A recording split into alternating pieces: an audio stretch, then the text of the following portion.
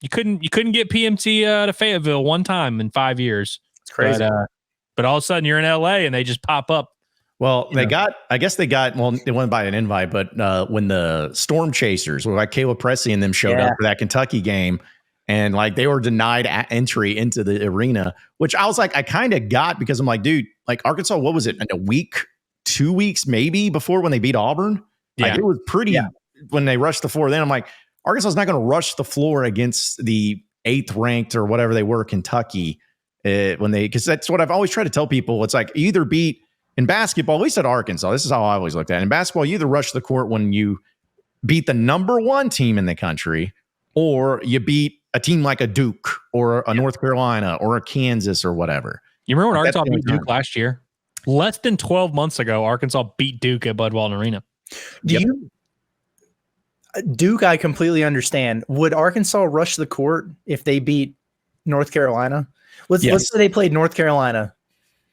And they were ranked number 1. You think they'd rush the court for UNC? Yes. If you think of North Carolina, how many times North Carolina's beat Arkansas in meaningful games over the last 15, 20 years? Like a Hubert Davis, North Carolina? Yeah. Still, if they were number 1, for sure. Yeah. But I still think, like, if they beat North Carolina in an ACC big, whatever challenge, I think they'd probably do it. You think they'd do it with Kansas too? I think so. Probably. I think so. I mean, again, if it's a bad Kansas team, no. But if it's a top ranked team, because it's like you don't like what. Let's be honest, guys. Like Arkansas will never play Duke again in Bud Walton Arena. Like that is just probably not. That was just the ultimate. Like I still couldn't believe when they scheduled it. I was like, I could not. I just like this is going to be a once in a lifetime thing, because you think about it, that's the first time Arkansas has ever played Duke in Fayetteville ever, and these programs have been around a long time. So. Like those type of unique special situations, I feel like can call for it too, because you're never going to play them again, more than likely. But let me ask you this: what if, let's say, later today we get a release that says UConn coming to Bud Walton Arena next season? Arkansas beats UConn. Storm? Yep. Yes, because they're the defending back-to-back champs. The context matters no matter what. Like if Arkansas was number 3 in the country and maybe in 3 years, if they played UConn and they were unranked or they were number 23 or something like that, maybe not. But if it were like November, this particular UConn, like how they're rolling, I think you got to. I really just think you got to limit it to 1 per year, no matter what. Like whoever you are, if you're NC State, if you're North Dakota State, or you're Arkansas or whatever, you just got to storm once a year. And so you can kind of scout it out preseason. And you usually just can kind of tell if the moment's right. I have two more quick questions. Does a John Calipari coach team, does that change anything? It definitely changes it. Yeah. You storm Coach Cal's coaching your team. Do you really storm the floor? Is one question. So right now, yes, but say in 3 years, if Arkansas is coming off of a Final Four and they're number 4 in the country, yeah, maybe then you probably don't. But I think still now, if Arkansas had a game that they could storm, I don't know. They probably won't. I have to really think about this, but I wonder how he would handle it. But it doesn't disqualify you from being able to storm. He'd hate it. I'm sorry, I'm fascinated by this. So let's say, because we know Alabama's supposed to be really good, they're coming to Bud Walton Arena. Alabama's the number 1. Alabama basketball. Let's say they come in, they're number 1 in the country. We know Arkansas is going to be good. They're the top 15 team, whatever. Arkansas wins that game in Bud. You storm. Does a Coach Cal coach Arkansas team beating Alabama? You storm the floor for beating Nate Oates? No, but if they're number 1, because Arkansas stormed against Auburn when they were number 1, and we all kind of knew in the moment it's just because they're number 1. If they were number 9, no. But if they're number 1, see, I don't know, man. I'll throw in this caveat. It depends on how the game goes too. Because if Arkansas, say it's like that Bud Walton magic happens, it's against Alabama. Say if Arkansas is number 6 and Alabama's number 1, and Arkansas just has that Bud Walton magic where they beat them by 15 points or something. No, but if it's like a overtime slobber knocker back and forth, everyone's going then I think that the possibility would happen, or even if it meant the SEC regular season title on the line or something like that. I think it would need a little bit more than just them being number 1. It would have to be also a great game too. Because I think back to when Arkansas beat Florida. I know they were number 2. and I was a student there.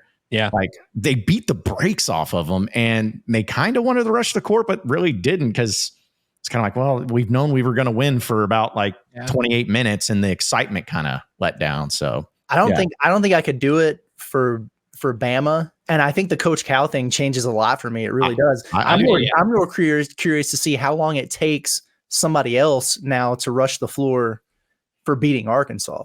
Well, maximum 2 years. Let me throw this in. If Arkansas is number 1 and Kentucky beats Arkansas in Rupp this year, does Kentucky rush the court? No, they don't. No, because their fans are all senior citizens. But if they had a student section there or whatever, I don't know. Maybe it would take them a while. They'd be looking at the scoreboard trying to figure out if they had more points or not. They'd be like, "That's right." But the other thing, I mean, Mark Pope. The one thing I will say about him is he's a big energy guy. You know what I'm saying? Big energy guy. He might embrace that kind of thing. Yeah, Mark Pope is a dweeb. That would be nuts. Yeah, he rushed him up on Cal. Storming is just different though. Like it used to be a thing where it was like biggest upset of the year or whatever. Now it's kind of like a moment thing. Yeah. And so look, if it's like ESPN's in town, College Game Day or whatever, like the moment matters a little bit. And so it's kind of tough to tell from a far, bird's eye view of like, oh, would they storm in this situation?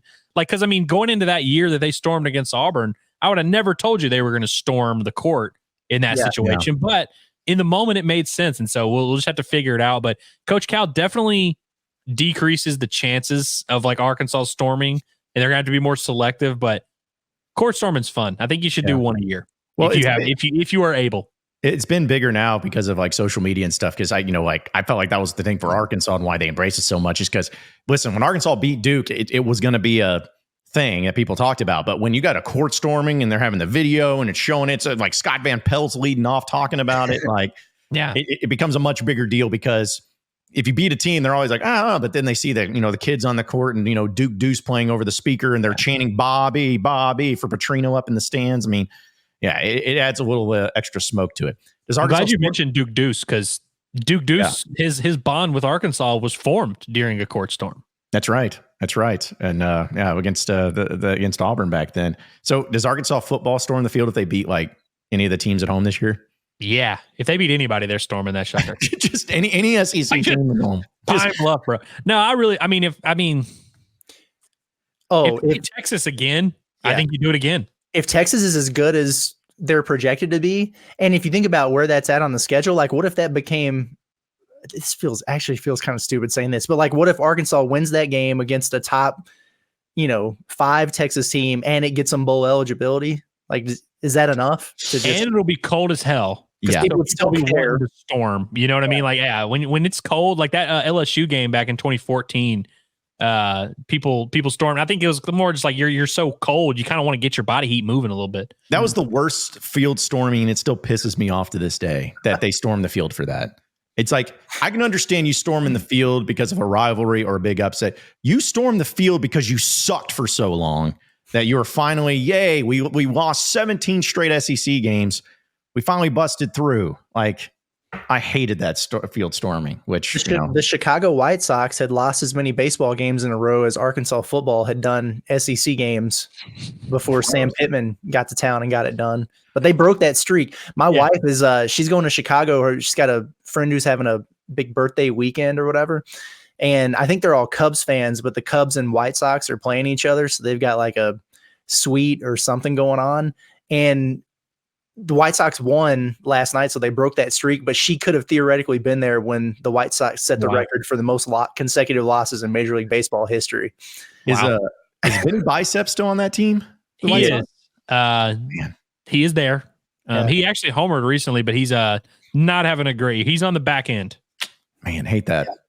Hate that for the Golden Spikes. Dominic Fletcher was there for a little bit, but he's been up and down like between AAA and MLB. Dallas Keuchel played for him for a second too, right? He did for a while. I think he's back in the big leagues now. Yeah. I think, is he a Brewer or is he a Diamondback? I think he's a Diamondback. I thought. I don't know. Who picked him up? Yeah, because he got cut, right? And then he got DFA'd and somebody picked him up. Yeah. And he was like in the minors for a while. He was like just shoving in AAA for the first couple months of the season. Let's see where Keuchel's at. I got it pulled up right here. I want to say it's in Arizona somewhere. It could be. No, he's Milwaukee Brewers. He's a Brewer. Okay, so you're right. It was Brewers. Okay. Maybe it was the minor leagues and he was playing in Arizona. Maybe that's what I'm thinking Could of. be. I think so. Yeah. I know we'll move on, but my other thing too is I'm like, I want to make field storming in baseball a thing, but I say that and knowing Dave Van Horn and how much he cares about his grass. Oh, dude, yeah. he will pull out a minigun and just lay into all of them if anybody tries to get on his grass and ruin that. So I was like, well, probably not. Maybe. Well, like you've already got the dog pile thing, which the only reason they let the dog pile happen is because they know it's the last game of the home, that you're going to play there that year. Mm-hmm. But yeah, just go ahead and let us dog pile with the team. Yeah. Yeah. Well, the baseball team doesn't do anything like fan interaction as much because, like in football, the guys will go over to the student section, sing the victory song or whatever, call the Hogs and all that. Basketball, they'll go up into the student section, hit them high. Baseball, they need to do something for the fans. They need to do like, I don't care if it's a bomb leap, up into the hog pen over there and get all those weirdos out there all hyped. I mean, I don't know. I would settle for winning a home regional. Hey, come on. Whoa. I'm just saying. Yeah, I'm just saying. Well, in baseball also is the most accessible field. I mean, it's literally if you're sitting down the right field line, you're right there. I mean, it's easy. It's very easy to streak on a baseball field. Not saying anybody should do it, but it's very it's tailor made for it.